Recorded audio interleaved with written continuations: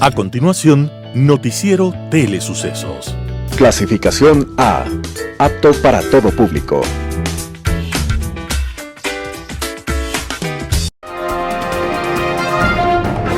En sucesos, un día como hoy. Hubo una época en la que el gran sueño de los europeos aventureros y codiciosos era llegar al Oriente, a la tierra de las especias, navegando alrededor del planeta. Ya lo habían intentado muchos, y ninguno lo había logrado. Al final, un experto marino portugués llegó a la corte de Castilla para ofrecer sus servicios. El hombre se llamaba Fernando de Magallanes. Era un hijo de nobles venidos a menos, y le dijo al rey: Déixame dir unha cousa, podo facer unha ruta que una a mar Atlántica ca mar Pacífica. Si esa ruta que unía el Atlántico con el Pacífico existía y era descubierta, cualquier esfuerzo valía la pena. La corona entonces destinó 5 navíos y 234 personas para adelantar la expedición, que en teoría debería tomar 2 años. Y empezó el viaje. Las Canarias, Cabo Verde y la bahía de Santa Lucía en Brasil serían las primeras etapas del viaje.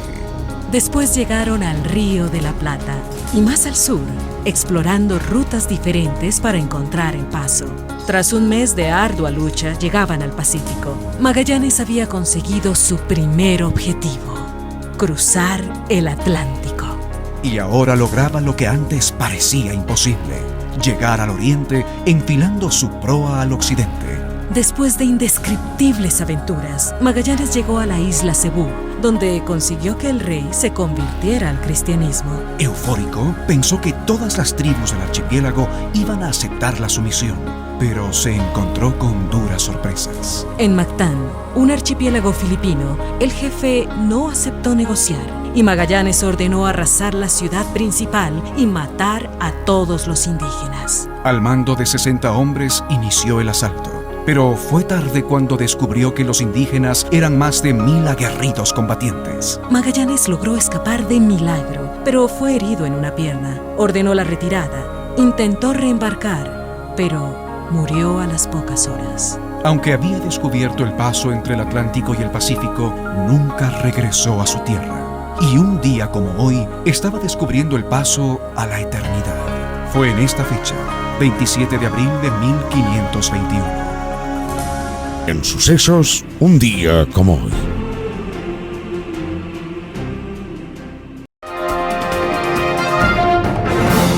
¿Qué tal, amigos? Bienvenidos a la presente edición de este lunes 27 de abril del 2026 del noticiero Telesucesos, el cual ustedes lo ven y lo escuchan desde cualquier parte del mundo a través de la señal 100% digital de www.telesucesos.net, en Facebook Telesucesos Quito y en YouTube Telesucesos HD.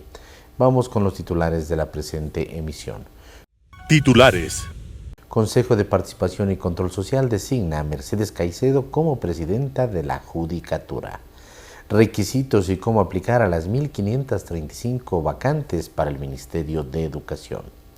Estas son las 3 vías que tomará Unidad Popular para evitar su eliminación del registro de partidos del Consejo Nacional Electoral. Agencia Nacional de Tránsito denuncia en Fiscalía emisión irregular de salvoconductos para el transporte público. Daniel Noboa oficializa al nuevo ministro de Salud en Ecuador. Quito tendrá cierres viales en la Floresta por obras.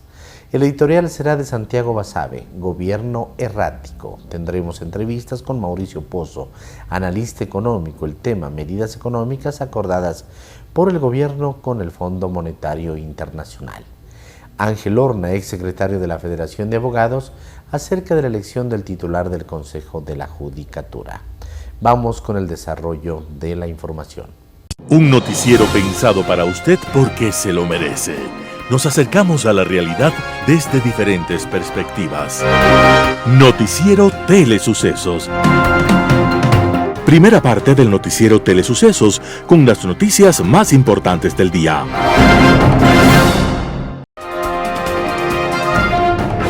Consejo de Participación y Control Social designa a Mercedes Caicedo como presidenta de la Judicatura. Con los votos afirmativos de Andrés Fantoni, presidente del Consejo de Participación y Control Social, de la vicepresidenta Yasmín Enríquez y de los vocales Joana Verde Soto, David Rosero y Roberto Gilbert, el Pleno del organismo designó el pasado viernes 24 de abril del 2026 a Mercedes Caicedo como vocal principal del Consejo de la Judicatura. Caicedo ejercerá la presidencia del máximo organismo de administración y disciplina de la función judicial para completar el periodo 2025-2031. Fue elegida de una terna de aspirantes propuesta por el presidente de la Corte Nacional de Justicia, Marco Rodríguez, y reemplaza en el cargo a Damián Larco, vocal delegado del Ejecutivo, que asumió la función el 18 de febrero del 2026 después de que la Asamblea Nacional destituyó a Mario Godoy por manifiesta inoperancia. Con los mismos votos fue elegido como vocal suplente el abogado Ramón Echáiz, quien ocupará el puesto que dejó vacante la vocal suplente Alexandra Villasís tras renunciar al puesto. Mercedes Caicedo Aldaz es una jurista con sólida formación en el ámbito penal y criminológico. Posee un doctorado en ciencias políticas y 2 maestrías vinculadas al derecho penal y la cultura jurídica. Su experiencia profesional se respalda en años de ejercicio como abogada de los tribunales de la República con especialización en materia penal. En la función judicial ha ocupado cargos de relevancia, fue jueza nacional encargada en la Corte Nacional de Justicia y conjuez en la Sala Especializada en Delitos Penales, Corrupción y Crimen Organizado. Ha emitido sentencias en los casos Metástasis y Reconstrucción de Manabí. Requisitos y cómo aplicar a las 1.535 vacantes para el Ministerio de Educación. El Ministerio de Educación del Ecuador abre hoy 27 de abril del 2026 un proceso de selección de personal para el sistema educativo fiscal del país. La institución busca incorporar 1.537 profesionales para los departamentos de Consejería Estudiantil DECE. Estos técnicos trabajarán con estudiantes del régimen Costa Galápagos durante el periodo lectivo vigente. El proceso está activo desde esta jornada a través de la plataforma oficial del Estado. La planificación estatal prioriza el fortalecimiento de la atención psicosocial en las instituciones educativas nacionales. La cartera de Estado otorga prioridad a los planteles ubicados en territorios con alta demanda de atención. Esta acción garantiza el acompañamiento técnico a niños y adolescentes en cada provincia del país. Los aspirantes requieren un título de tercer nivel en psicología, trabajo social o carreras afines al área psicosocial. La cartera verifica que los documentos estén registrados en el Sistema Nacional de Información CENESID. Además, los postulantes deben cumplir con el perfil profesional establecido en la normativa vigente del Servicio Público Ecuatoriano. El ingreso de los nuevos trabajadores fortalecerá la operación de los departamentos escolares en todo el territorio nacional.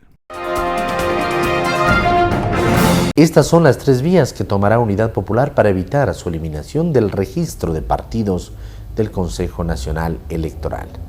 El Partido Unidad Popular, recientemente eliminado del registro de partidos en Ecuador, aseguró este 27 de abril del 2026 que participará con candidatos propios en las elecciones seccionales de alcaldes, prefectos, concejales y juntas parroquiales del próximo 29 de noviembre.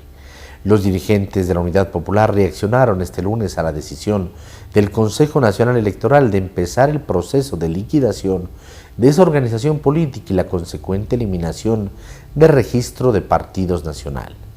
Giovanni Atarihuana, director de Unidad Popular, anunció que una vez que sean notificados con la resolución adoptada el domingo 26 de abril, tomarán 3 vías o caminos. La primera acción será acudir al Tribunal Contencioso Electoral. A nivel nacional, el caso también será expuesto en la Corte Constitucional porque consideran que la eliminación viola derechos constitucionales de participación. Además, analizan llevar el caso ante el Sistema Interamericano de Derechos Humanos que, según Atarihuana, ya se habría pronunciado en otros casos de proscripción política. Los dirigentes de Unidad Popular reunidos en Quito volvieron a negar que hayan pedido o hayan perdido más de la mitad de sus afiliados y adherentes, como argumenta el Consejo Nacional Electoral, para iniciar el proceso de cancelación. Atarihuana anunció que Unidad Popular participará activamente en las movilizaciones del 1 de mayo por el Día de los Trabajadores e hizo un llamado a otras agrupaciones políticas a que se unan para rechazar las decisiones electorales. Agencia Nacional de Tránsito denuncia en Fiscalía emisión irregular de salvoconductos para el transporte público. La Agencia Nacional de Tránsito informó que presentó 2 denuncias ante la Fiscalía de Pichincha por sospechas en torno a una emisión irregular de salvoconductos de transporte público. Según señaló la ANT, en un comunicado difundido este 27 de abril del 2026, las denuncias se hicieron por supuestos presuntos delitos de falsificación y uso de documentos falsos. El organismo estatal señaló que detectaron inconsistencias en salvoconductos que incluían firmas que no corresponden a las autoridades competentes, por lo que se iniciaron investigaciones. Esta información es divulgada a pocos días de que inicie un nuevo toque de queda en 9 provincias y 4 cantones del Ecuador, por lo que el ministro del Interior negó que se vayan a entregar salvoconductos. En enero de este año, en Quito, varios vehículos de transporte pesado fueron sancionados y detenidos por la Agencia Metropolitana de Tránsito por circular en la avenida Simón Bolívar y Ruta Viva con salvoconductos falsos. Daniel Noboa oficializa al nuevo ministro de Salud en Ecuador. El presidente Daniel Noboa oficializó este lunes 27 de abril del 2026 la designación de Jaime Otón Bernabé Erazo como el nuevo titular del Ministerio de Salud Pública a través de la suscripción del Decreto Ejecutivo 369. Se convierte en el 7º ministro en esta cartera de Estado desde que Noboa es presidente. La medida administrativa se ejecuta apenas 3 días después de que la ministra de Gobierno, Natalie Morillo, asegurara públicamente que el régimen retrasaba la firma del documento para revisar posibles conflictos de intereses del candidato. El nombramiento de Bernabé pone fin al encargo que mantenía la vicepresidenta de la República, María José Pinto, desde el 18 de noviembre del 2025. Sin embargo, la formalización del cargo evidenciaba una falta de filtros técnicos en la designación de altas autoridades de Estado. Hasta abril del 2026, Bernabé figura como accionista en 8 empresas vinculadas al área médica, según los registros públicos de la Superintendencia de Compañías. Antes de la emisión del reciente decreto presidencial, el Ministerio del Trabajo levantó en apenas 4 horas una prohibición legal que el funcionario mantenía por obligaciones pendientes con el Instituto Ecuatoriano de Seguridad Social. Durante su paso fugaz de 27 días por la Dirección General del IES en el 2024, el actual ministro no registró su declaración patrimonial en los portales de control del Estado.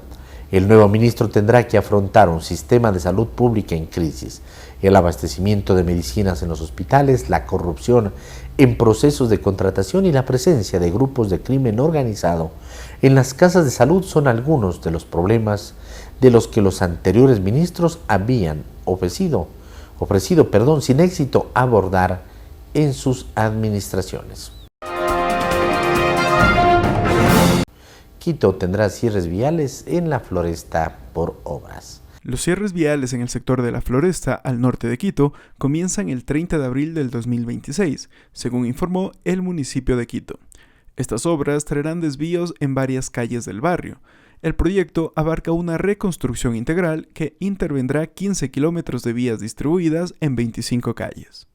El municipio indicó que las obras comenzarán simultáneamente en las calles Vizcaya y Madrid, 2 ejes que conectan la zona alta y baja del sector. En la calle Vizcaya, la intervención incluye la renovación de redes de agua potable en coordinación con la EMAPS, como medida preventiva ante el nuevo asfalto. Este frente tendrá cierres totales por tramos durante 55 días. Para mitigar el impacto, se habilitarán rutas alternas para el tránsito liviano. En cuanto a la calle Madrid, la obra cubrirá 1.102 metros y se extenderá por 155 días. En este caso, el cierre será parcial por carril, lo que permitirá mantener la circulación en el carril que no esté intervenido. La intervención beneficiará a más de 39.000 residentes y usuarios del sector. El municipio anticipó que informará progresivamente sobre nuevos cierres, desvíos y posibles contraflujos en el sector. FEMSA Salud y sus marcas Fibek y Sanasana hicieron un conversatorio respecto a los riesgos que significa la automedicación, sobre todo en la población ecuatoriana. Veamos el siguiente reportaje al respecto. La automedicación pues, es una amenaza silenciosa para la salud individual y la salud colectiva. Y todos podemos poner nuestra parte para que esto tenga una mejora y que podamos evitar estos riesgos de la automedicación. Hay aproximadamente 700,000 muertes anuales por bacterias resistentes a fármacos, ¿no? Y esto tiene que ver con la automedicación.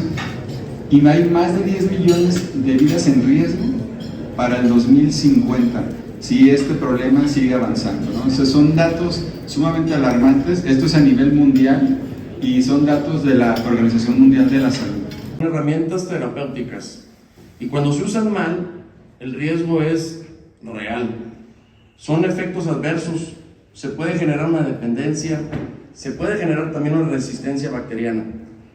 Por eso aquí la línea es clara, la receta se respeta. Son 4 puntos que quiero destacar.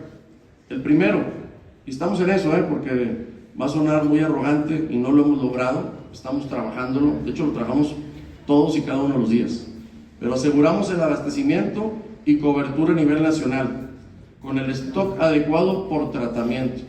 Lo hacemos en conjunto, no lo hacemos solos ni lo que se nos ocurra, lo hacemos con nuestros socios comerciales.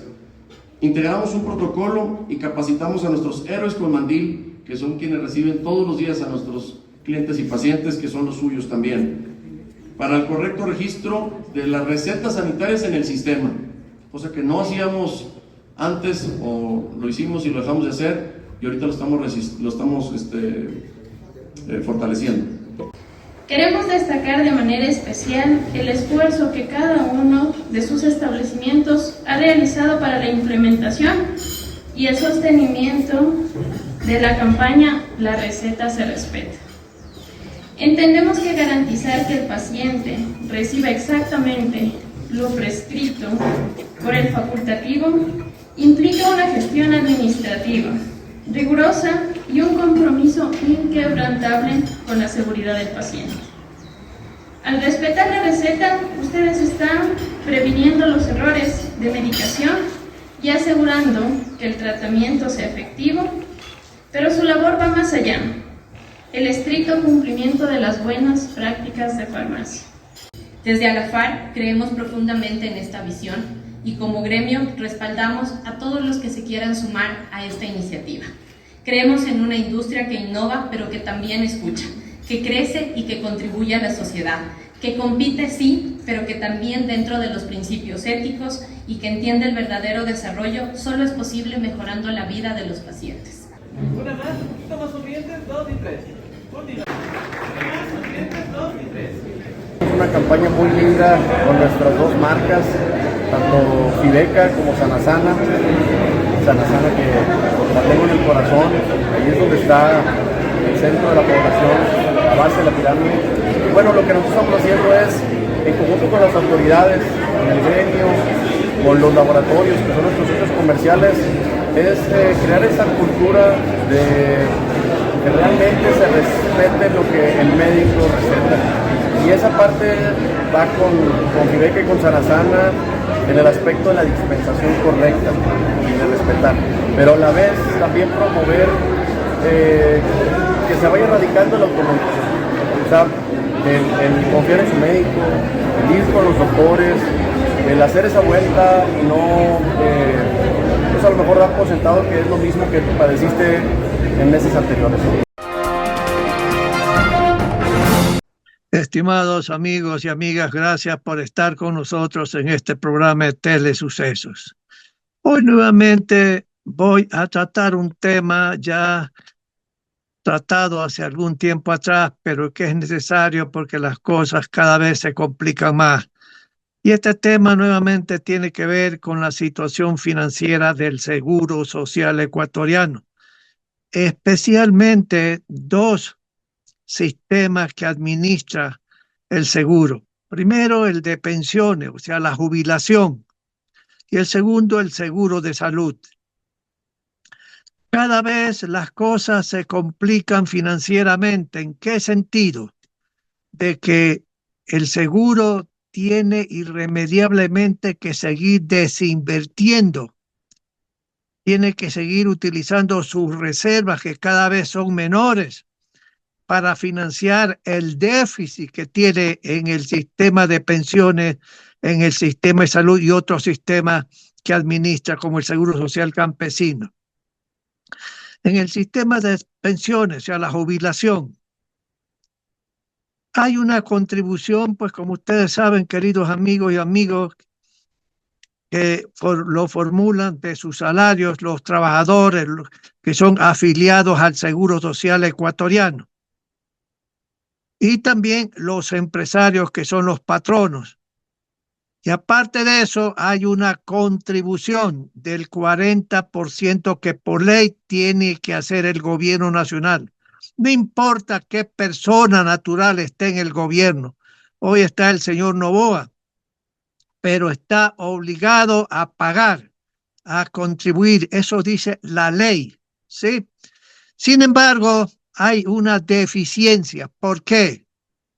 Porque los ingresos de los trabajadores, de la contribución de los patronos, y sumando lo que se supone que es el 40% de obligación del gobierno, no alcanza para financiar el monto de dinero que mes a mes tiene que pagar el Seguro Social a los jubilados, a los pensionistas.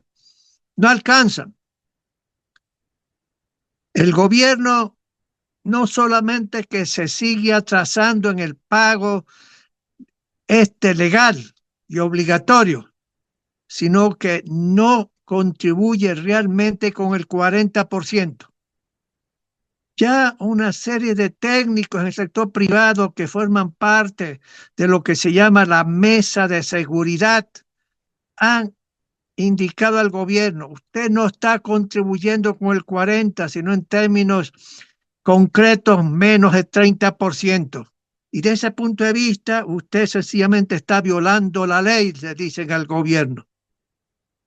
Y esto es grave, pues, amigos, es grave. Es necesario hacer un cambio del sistema. Si eso no se hace, estaríamos en camino, lo que alguien ha dicho, vamos en camino al precipicio.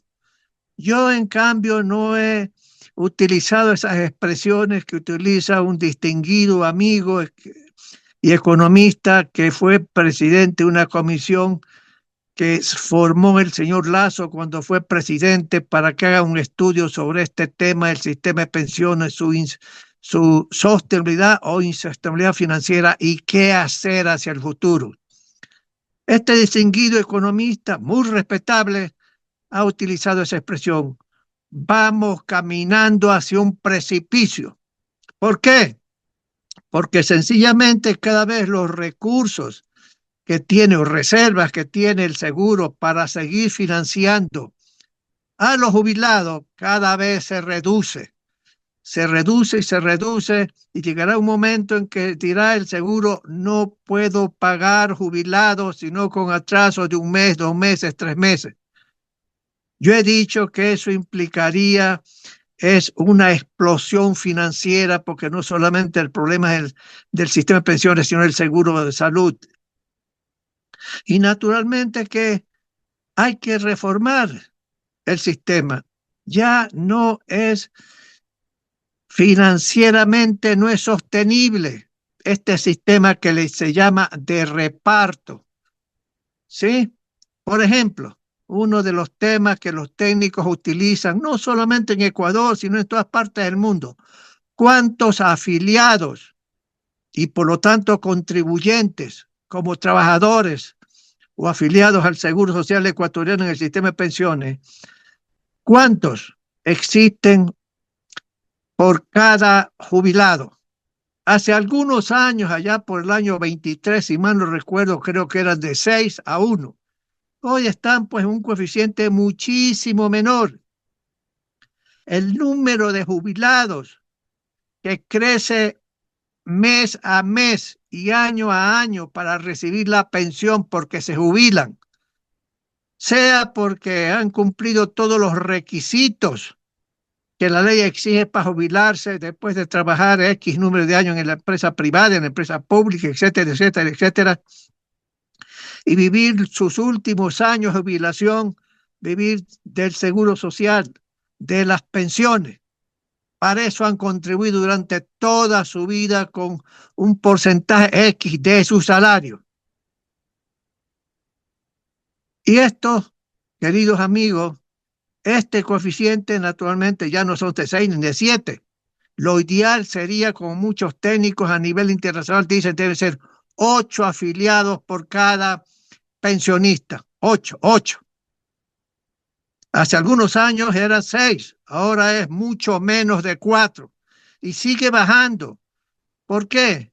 Porque el número de afiliados mes a mes crece muy poco y crece muy poco por varias razones. No hay suficiente crecimiento de población como era anteriormente. No hay suficiente empleo adecuado porque la economía no crece sino a tasas muy bajas. ¿Sí?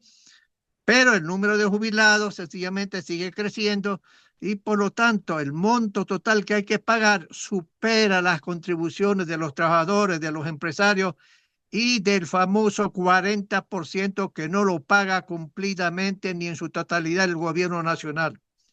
Y ese déficit, esa diferencia de caja, hay que cubrirla ¿cómo?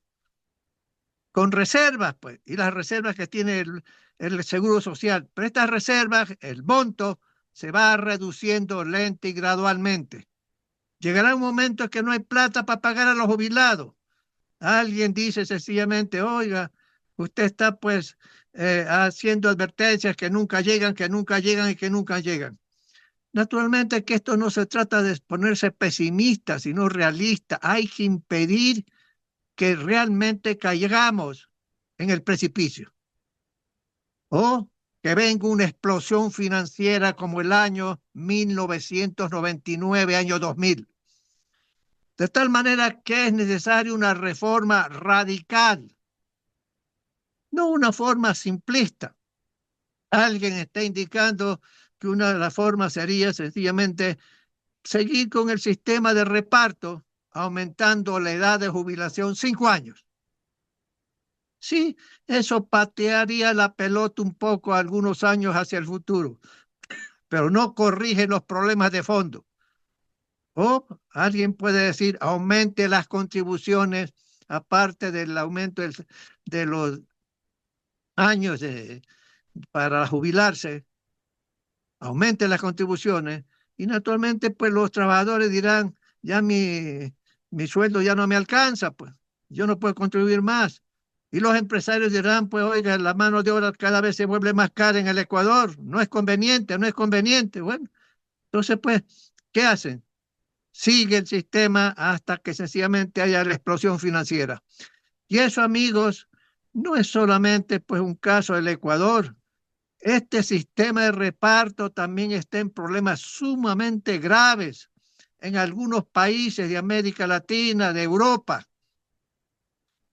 Y esos gobiernos en una u otra forma están tomando decisiones para evitar precisamente una explosión financiera.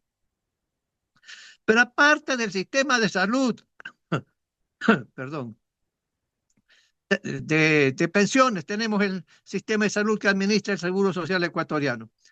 Aquí el gobierno le debe al seguro, según una serie de técnicos que calculan todo esto, más de 20.000 millones de dólares. ¿Por qué?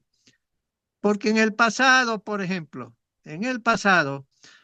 hubieron pues gobiernos que tomaron decisiones equivocadas y dijeron, el Seguro Social en materia del seguro de salud tiene y está obligado a atender también a la familia, a los hijos de los afiliados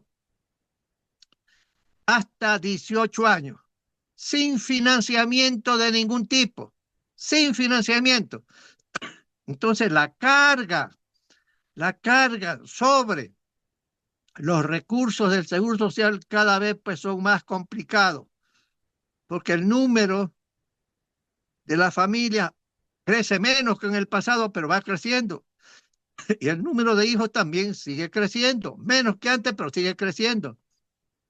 Y en una u otra forma, pues se enferman, aún siendo jóvenes, uno se enferma hasta los 18 años y uno va a que lo atiendan gratis los médicos, las médicas, sencillamente el seguro y reclamar las medicinas en forma gratuita, sin financiamiento.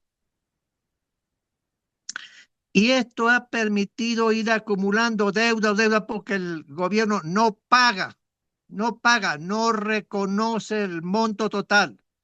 Cuando se llevó a cabo esta decisión incorrecta hace muchos años atrás, igual como cuando un gobierno irresponsable dijo, no voy a pagar más el 40% al sistema de pensiones porque el seguro tiene suficiente dinero. Entonces el sector privado le dijeron a esos gobiernos, amigo, eso no es posible. Y el presidente en ese entonces y los ministros en ese entonces dijeron, no, el seguro tiene suficiente plata, gástese toda la plata y cuando necesite el seguro social ecuatoriano, sea por el sistema de pensiones, sea por el sistema de salud, necesiten plata, yo, presidente de la República, daré orden al ministro de Finanzas que le asigne recursos al seguro social ecuatoriano. Y amigos, con unas finanzas públicas que tienen una situación insostenible, los déficits siguen creciendo y ya en una otra oportunidad vamos a evaluar más o menos la situación de las finanzas públicas del Ecuador. No puede pues un gobierno meterle más dinero al seguro social porque no tiene plata el Ministerio de Finanzas. Y entonces la situación se va complicando más. Las reservas del seguro se van reduciendo y luego hay también un sistema que administra el seguro, que es el seguro social campesino. ¿Cuánto paga pues cada uno de estos distinguidos amigos y amigas mensualmente? $2, $3 mensuales y tiene que ser atendido toda la familia del campesino, hombre y mujer.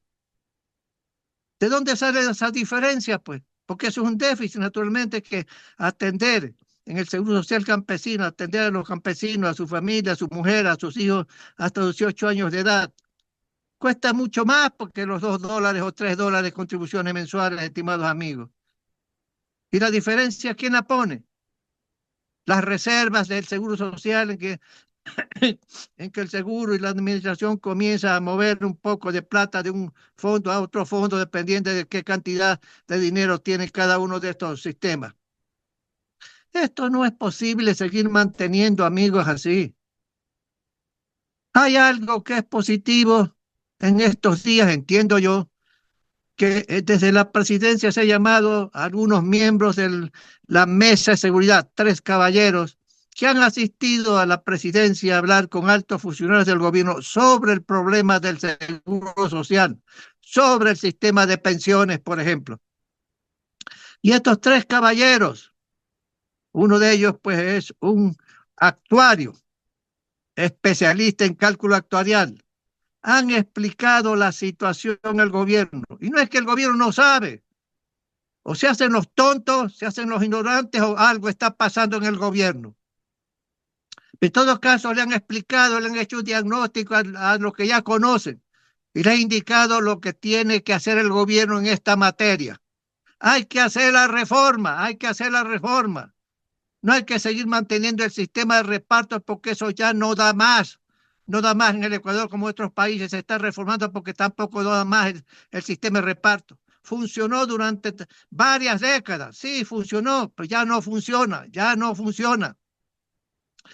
Y entonces, amigos, ¿por qué el gobierno actual, que sí conoce los problemas? Ministro de Finanzas, ¿cómo va a decir la señorita ministra de Finanzas que no conoce esos problemas? O la gente del Seguro Social. Y el presidente tiene que saber, pues. A mí yo no cabe que el presidente no sepa lo que está pasando en el Seguro Social ecuatoriano.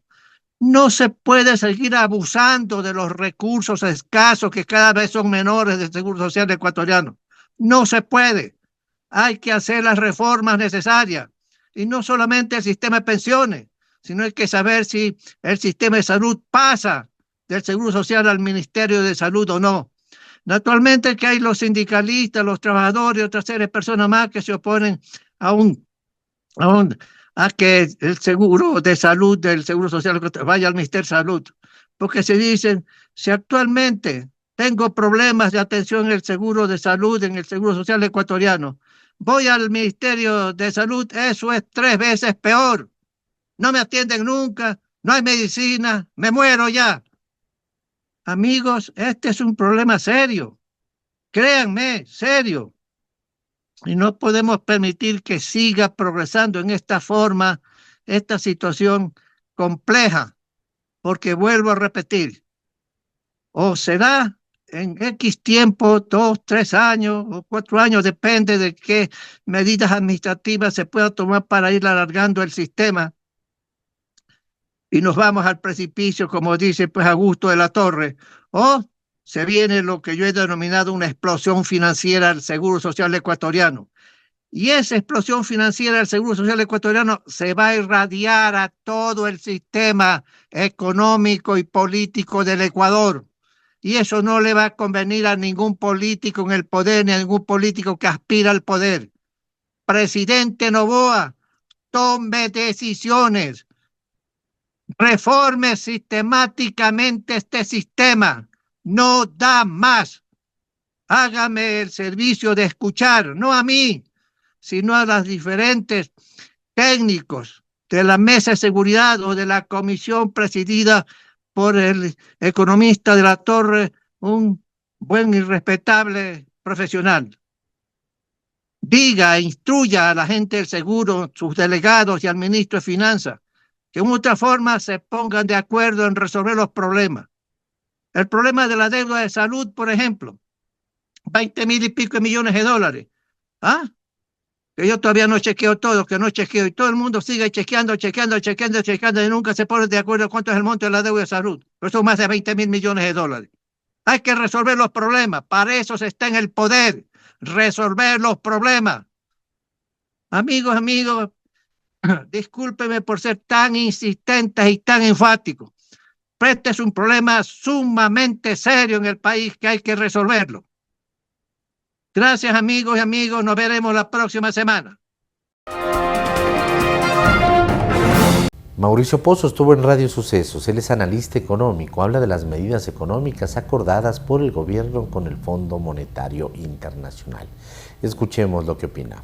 El Ecuador tiene este programa y ha cumplido las metas en las fechas de las revisiones. Por eso es que ha podido recibir el financiamiento y además habilitar el financiamiento de los otros multilaterales como el BID, el Banco Mundial, la CAF. Esto está dentro del programa y en ese sentido el país ha venido, yo le diría, exitosamente aprobando las metas en cada fecha. Sin embargo, la posición del Fondo Monetario es una posición absolutamente flexible y de respaldo al Ecuador. Y le digo por qué. El programa se mantiene, este desembolso anunciado se produce, a pesar de tener el año pasado un déficit fiscal, según el Observatorio Fiscal, de 5.400 millones, según el gobierno de 4.600, porque ahí registra un no pago de una obligación que tenía Petroecuador con el Estado, es decir, una condonación. Y esto hace pues que tenga un desequilibrio fiscal de alrededor del 4% del PIB. Hay atrasos solo del año pasado de 2.000 millones de dólares, sin contar los atrasos de los años anteriores. Si usted analiza el crecimiento del gasto del año pasado, el gasto creció a cerca del 10% y el ingreso a cerca del 2%. Y obviamente con una diferencia tan grande es muy complicado poder sanear, pongámoslo así, las finanzas públicas. Inclusive la fecha de corte para la revisión no fue diciembre, sino enero. Y en enero los resultados son algo mejores que en diciembre. Entonces, un poco lo que le quiero, de alguna manera, enviar el mensaje es que hay un apoyo del fondo. No es el Fondo Monetario de años atrás, donde había mucho más, yo diría, rigidez y mucha más exigencia. Yo le sentí claramente cuando me tocó negociar el año 20 y más aún cuando me tocó negociar el año 2003, hace más de 20 años.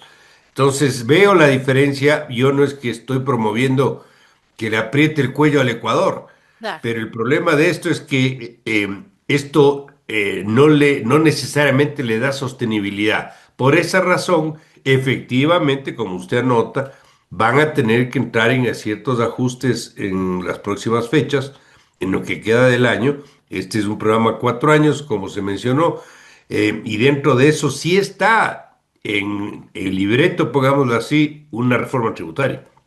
Lo que no han dicho es en qué consiste esa reforma tributaria. Claro. Yo creería que por la situación actual me costaría trabajo aceptar que quieren aumentar tasas impositivas. Probablemente lo que hagan es aumentar la base de contribución, eliminando, por ejemplo, exenciones que todavía se mantienen, y de esta manera tratar de mejorar la tributación, pero yo creo que el mayor espacio que debería tener el gobierno no es en el lado del ingreso, es en el lado del gasto. Y ahí es donde tiene unos excesos y una grasa que mucha de ella se puede cortar, pero políticamente le veo difícil que quieran entrar en esas decisiones, peor aún en vísperas de un proceso electoral como el que se avecina. Ahora, si bien el gobierno ha hecho ciertas tareas muy difíciles, por ejemplo, el tema de eliminar el subsidio al diésel, ¿qué debería pasar? ¿Por qué sigue faltando plata? ¿Por qué el déficit sigue incrementándose? Y ha sido realmente difícil reducir esa grasa que se viene arrastrando, porque no es algo que se acumuló recién, sino es algo de años, de un tema estructural. ¿Y qué tendría que darse o qué cambios tendrían que darse para que esto no siga siendo un problema y la gente no siga sintiendo en sus bolsillos una afectación? Si usted le ve el presupuesto del Estado y le empieza a restar el gasto operativo del Estado, la nómina que tiene que pagar, el tema de la deuda, los subsidios, lo que le queda para obra pública no es más allá de un 2 a un 3%. ¿Y eso qué significa? Que el Estado no es un socio de la recuperación económica. Termina siendo una especie de estorbo para la recuperación. Aquí hay dos mundos superpuestos, si vale el término. El mundo de la economía privada, que le ha ido bien, las exportaciones no petroleras están bien, las remesas han llegado, la liquidez en el sistema existe, pero tenemos el mundo público, que es el que estamos hablando, donde tenemos serios problemas y no se ha podido avanzar porque no se han adoptado las decisiones que todavía falta. Yo sé que ha tomado decisiones difíciles, que el IVA, que el tema de los subsidios a los derivados, pero lamentablemente estos son piezas de un rompecabezas más grande. El tamaño del Estado, si usted me pregunta, esa es la principal razón por la cual tenemos los desequilibrios que tenemos y nos hemos vuelto adictos al endeudamiento público. Si no bajamos de esa obesidad estatal, vamos a seguir en este cuento y lo que vamos a conseguir con los créditos del exterior, de los multilaterales, etcétera, es financiar el problema, pero no estamos resolviendo el problema. Y eso es lamentablemente lo que tenemos en este momento. No hay reforma a la seguridad social, que es un tema de gasto. Hay todavía unos subsidios ineficientes. El Estado está metido en roles que no le competen, administrando empresas públicas, que es un contrasentido. El Estado no es empresario. Y así le puedo ir citando una serie de problemas. Siguen aumentando el salario básico, que es una locura, cuando el problema del Ecuador no es el nivel salarial, el problema del Ecuador es que no hay trabajo. Entonces, hay una serie de cosas que se han dado que no van en la línea de corregir esa raíz de la situación, que es el tamaño y la obesidad estatal. En Impacto Informativo estuvo Ángel Horna, ex secretario de la Federación de Abogados. El tema: elección del titular del Consejo de la Judicatura. Vamos con la nota.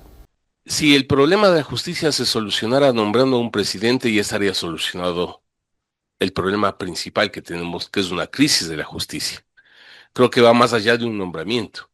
El tema de este desgaste del sistema judicial es todo un proceso estructural que va más allá de este elemento. Bueno, pero ahora es un problema de credibilidad luego de la crisis del doctor Godoy. Por supuesto, pero entonces vienen nuevos retos para la doctora Caicedo y para quienes hoy van a estar al frente del Consejo de Judicatura. Yo decía, ¿qué nos ofrece la doctora Caicedo? Va a empezar con los sumarios administrativos y las investigaciones sobre la red de Mario Godoy en el Consejo de Judicatura, O vamos un borra y va de nuevo y nos hemos olvidado de las cosas. Las denuncias presentadas a través de diferentes mecanismos, llámese medios de comunicación, no solo le salpicaba al director provincial del Consejo de Judicatura, sino a otros, señor Gaibor, a Henry Gaibor. y ya le establecieron un sumario. Y la gente dice, ¿por qué recién? Por O sea, supuesto. se sabía desde hace algunos meses. Y no solo Gaibor. En el departamento jurídico se hablaba que el personal que entró allá era del mismo estudio jurídico de la esposa de Mario Godoy. Y entonces el reto está planteado. Se va a investigar, se va a establecer correctivos en la cabeza, en la administración del Consejo de Judicatura, o vamos a seguir en lo mismo. Bueno, en su plan de trabajo, la doctora Caicedo, este plan de trabajo fue presentado anteayer, y ella hablaba justamente del problema de credibilidad.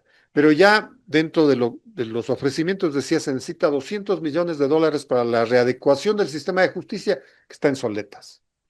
Por supuesto, compartimos. Es decir, el gobierno nacional debe entregar los recursos que se requiere para el tema de administración de justicia y para que el Consejo de la Judicatura cumpla las funciones para los que constitucionalmente existen, no para revisar sentencias, no para aplicar el error inexcusable como mecanismo de sometimiento a los jueces. Por supuesto, tiene que ver qué pasa, por ejemplo, con la Corte Provincial de Justicia del Oro y de Manabí. Usted, el público debe saber, quienes los escuchan, que en el Oro, la Corte Provincial, los jueces atienden desde sus casas. En Manabí, el edificio de la Corte Provincial de Manabí, desde el terremoto, no se lo ha arreglado. Entonces, los problemas que existen en el sistema judicial, como decía, requiere de una predisposición a empujar lo que está pendiente, y no solamente en este tema administrativo y estructural. Yo lo planteaba hace algún momento, ¿qué va a pasar, por ejemplo, con la decisión de la consulta popular y el pronunciamiento de la Corte Constitucional para que se nombren los jueces constitucionales, por ejemplo? Que eso es de cumplimiento. Hay muchos pendientes. Por ejemplo, el concurso de jueces nacionales, que la administración del señor Godoy nulitó. Eso en la administración del doctor Álvaro Román estaba en camino. Y lo apoyamos algunos sectores, usted recordará. Y se suspendió cuando hubo el problema de las pruebas de confianza. Así es. Hoy la doctora Caicedo en algunas declaraciones dice que se retomará a partir de ahí. Eso es imposible porque luego vino el doctor Godoy y lo nulitó todo. O sea, tiene que empezar de cero. Tiene que empezar de cero porque esa es la resolución última del Consejo de Judicatura. Pero en el cronograma de Román, este proceso duraba un año. Sí, podría acelerarse en unos 8 meses, se podría tener, tomando en cuenta que a inicios del 2027 cesan o cumplen su periodo otra cantidad de jueces nacionales. O sea, quedarían como 8 o 9. No, 3 máximo quedarían en la Corte Nacional. No había ni siquiera... no pueden dar de conjueces, ¿no? Y tampoco hay ya los conjueces, han ido terminando su periodo, entonces se requiere desarrollar inmediatamente. Entonces, el reto está planteado: sumarios administrativos, concurso de jueces de la Corte Nacional, concurso de jueces constitucionales. Y usted sabe que yo siempre he peleado por un tema: ¿cómo superamos el tema de la corrupción en el sistema judicial? No es la gran pregunta. Uno. Por eso la falta de credibilidad del Consejo de la Judicatura y de la Administración de Justicia. Hay una encuesta reciente de Clear Report. No pasan de los 14 puntos. Esa es la confianza de la gente en la Administración de Justicia. Complicadísimo. ¿Y cuál es una de las soluciones que yo vengo insistiendo? Hay que evaluar a los jueces, no solo a los jueces, a funcionarios del sistema judicial. ¿Por qué? Si un juez no es evaluado, un fiscal no es evaluado, indudablemente se habla de una patente de corso, pues yo actúo porque nadie me va a evaluar, nadie va a ver si estoy actuando o no. La ciudadanía debe conocer que es 2 años que ya ha pasado de lo que debía evaluarse a los notarios. ¿Están felices los notarios sin evaluación? Pues no hay evaluación de los fiscales, a más de que se necesita más fiscales de lo que requiere el sistema judicial en nuestro país. Pero lo más preocupante, 2017, estamos 2026, vamos a cumplir 10 años y no hay evaluación a los jueces. Ahí está uno de los problemas, porque entonces ese juez, nadie lo evalúa, nadie lo sanciona si corresponde o lo premia o lo ratifica en sus puestos. Entonces, hoy los jueces se prestan a los procesos de corrupción y entonces, ¿cuál es la consecuencia? Una población que no cree en el sistema judicial, y eso es gravísimo en un Estado de Derecho. El hecho de que la doctora Caicedo, pues hasta el momento sea una jueza nacional, claro, cuando ya sea posesionada por la Asamblea Nacional dejará de serlo, pero el hecho de provenir de la Corte Nacional de Justicia no da esperanzas de que aquí habrá un real cambio. ¿Cómo ve usted eso? La metedura de las manos de los gobiernos de turno en el sistema judicial lo vamos a recordar siempre, ¿no es cierto? Y eso no ha cambiado. Desde el correísmo, que dijo claramente que lo metía la mano en la justicia, lo han hecho todos los gobiernos. La población no es ingenua. La preocupación es por qué hay la intromisión de los gobiernos de turno en el sistema judicial. ¿A dónde voy? Hubo disputas para nombrar, no se olvide, al presidente actual de la Corte de Justicia. Se hablaba inclusive que a quien le correspondía asumir era la doctora Daniela Camacho. Sin embargo, las movidas de intereses políticos determinó indudablemente que sea el actual presidente de la Corte Nacional. Le damos el derecho a la credibilidad de sus actos, pero no nos olvidemos que el anterior presidente, asimismo de la Corte Nacional, el doctor Swing, fue quien nominó al señor Godoy. A Godoy. Entonces, mi preocupación más allá de los nombres es como institución llamada justicia. Dejen de meter las manos en la justicia. Permitan precisamente que exista este cambio, porque entonces, si hubo una disputa para quién dirige la Corte Nacional y quien hoy está a la cabeza de la Corte Nacional, es quien sugirió la terna para el Consejo de la Judicatura. Y no estoy diciendo que la doctora Caicedo Es que eso tenía que hacer, pues, el presidente de la Corte Nacional, porque estatutariamente es así. Sí, usted recordará que inclusive alguien quería que se discuta en consenso cuando no correspondía, sino la norma dice es del presidente. Por eso yo insisto, Edgar, y ecuatorianos que me escuchan, que este es un problema estructural, la presencia del poder político y hasta del crimen organizado, del narcotráfico en nuestro sistema judicial es una realidad. No podemos ocultarlo. Por eso yo hago una propuesta. Hagamos una evaluación de todo el sistema judicial, pero con evaluadores externos. Hay un convenio de administración de justicia con las Naciones Unidas, con la OEA, para que vengan evaluadores sin compromiso o intereses políticos de evaluar.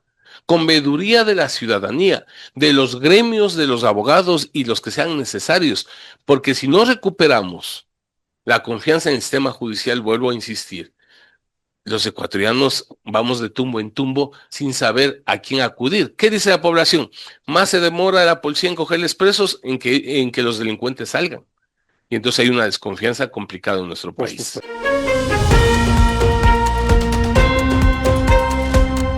Gobierno errático, artículo de Santiago Basabe publicado en el portal Primicias.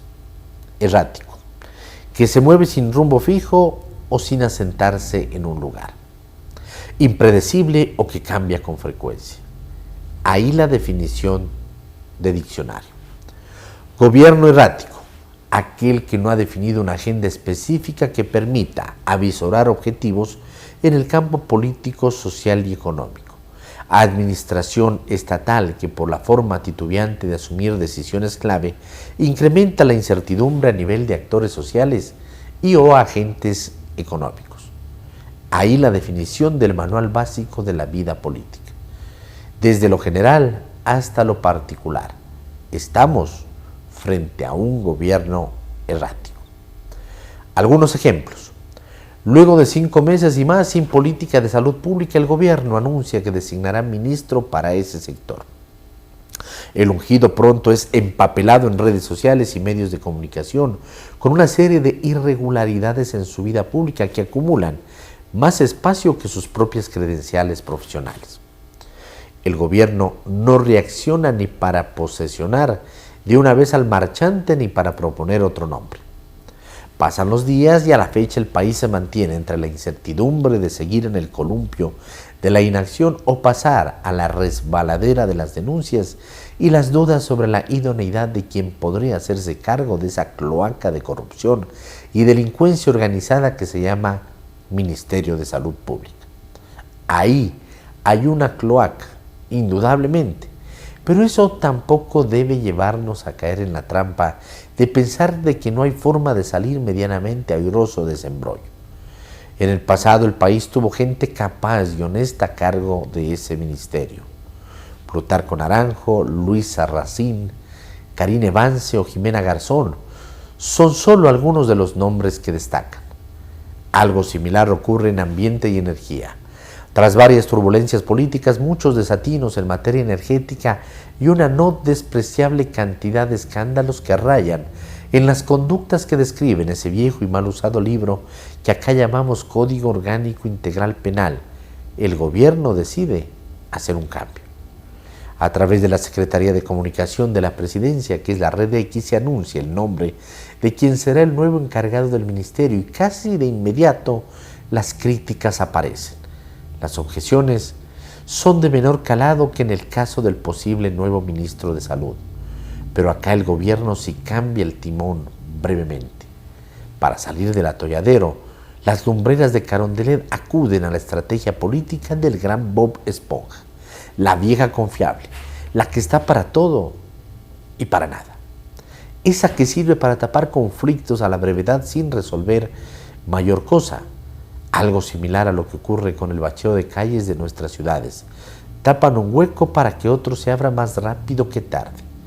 Y en medio de esta maraña de incertidumbres y desconfianzas que dan cuenta de un gobierno errático, las sirenas de Barbie, la gran estrella, tratan de solventar tanta imprecisión, por no decir ausencia de destrezas, acudiendo a técnicas variadas. Que la posesión no es lo mismo que la designación, dice una, al referirse al cuestionado ministro de Salud, mientras la periodista hace esfuerzos sobrehumanos para no romper a carcajadas ante tan depurada respuesta. Otra, más casual, actúa como promotora de los acuerdos comerciales del país a partir de relevar los temas en los que cambiará la vida de menos de la 10ª parte de la población. En efecto, mientras la gran mayoría de la ciudadanía no tiene medicinas y sufre por ausencia de empleo, la sirena está extasiada ante las ventajas de los acuerdos para el cuidado de su piel. Sin comentarios. Erráticos. ¿Para qué más? El problema en realidad no es que un gobierno pueda ser errático.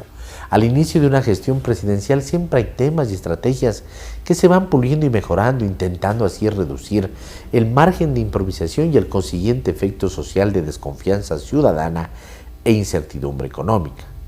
Y el problema grave para la vida pública se da cuando, frente a conductas erráticas, el gobierno se solaza en ellas, cuando los encargados del poder se regodean con decisiones espurias o declaraciones que agreden al sentido común e inteligencia de las personas. Tanto va el cántaro al agua que al final se rompe, dice el refrán popular. Artículo de Santiago Basabe publicado en el portal Primicias.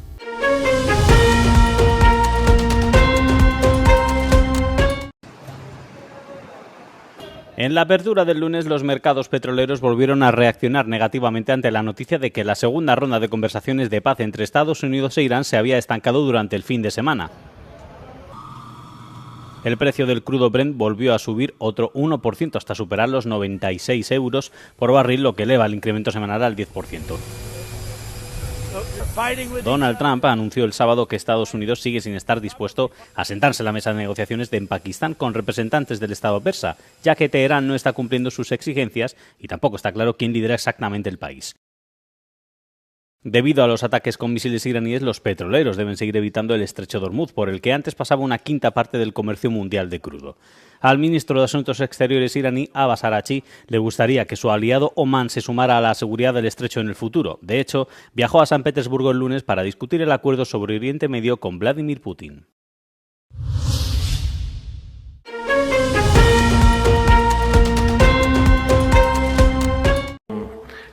Mientras Ucrania conmemora el 40 aniversario del desastre nuclear de Chernóbil, el presidente ucraniano Volodymyr Zelensky ha acusado a Rusia de cometer terrorismo nuclear. Zelensky afirmó que Rusia está llevando al mundo al borde de un nuevo desastre nuclear y señaló al ataque con drones rusos contra la central de Chernóbil el año pasado. Mientras tanto, numerosos ucranianos se dieron cita durante el fin de semana para honrar a quienes perdieron la vida en el desastre de Chernóbil, así como a las aproximadamente 600.000 personas cuya misión fue la descontaminación del lugar. El 26 de abril de 1986, un error humano durante una prueba de seguridad provocó una explosión en la central nuclear del norte de Ucrania. Un informe de la ONU de 2005 estimó que 4.000 personas murieron como consecuencia del accidente. Sin embargo, Greenpeace sitúa la cifra en torno a las 100.000.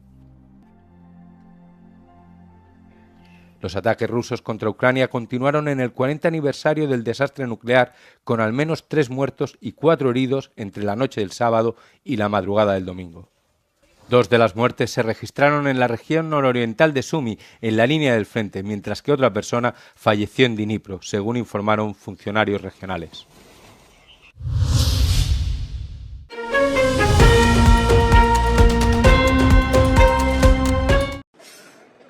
Numerosos líderes mundiales expresaron su consternación tras el ataque perpetrado por un hombre armado en la cena de corresponsales de la Casa Blanca, celebrada el sábado en un hotel de Washington. Muchos de ellos coincidieron en señalar que la violencia no tiene cabida en una democracia. En un primer momento, el sospechoso fue visto corriendo para superar los controles de seguridad en el hotel, al tiempo que detonaban varios disparos. Un agente resultó herido, pero gracias a su chaleco antibalas no sufrió lesiones graves. La presidenta de la Comisión Europea, Ursula von der Leyen, declaró haber hablado con el presidente estadounidense Donald Trump tras el incidente. La violencia, dijo, no tiene cabida en la política jamás. Por su parte, la jefa de la diplomacia de la Unión Europea, Kaja Kallas, expresó su alivio al saber que todos estaban bien. Lamentó además que un evento destinado a honrar la libertad de prensa nunca debería convertirse en un escenario de miedo. Condenamos el ataque que se ha producido esta noche contra el presidente Donald Trump, expresó el presidente español Pedro Sánchez a través de X. La primera ministra italiana, Giorgia Meloni, expresó su plena solidaridad con Trump y con todos los presentes y afirmó que los espacios de libre debate nunca deberían ser envenenados por el fanatismo. Otros líderes mundiales como Emmanuel Macron, Benjamin Netanyahu y Recep Tayyip Erdogan expresaron sentimientos similares.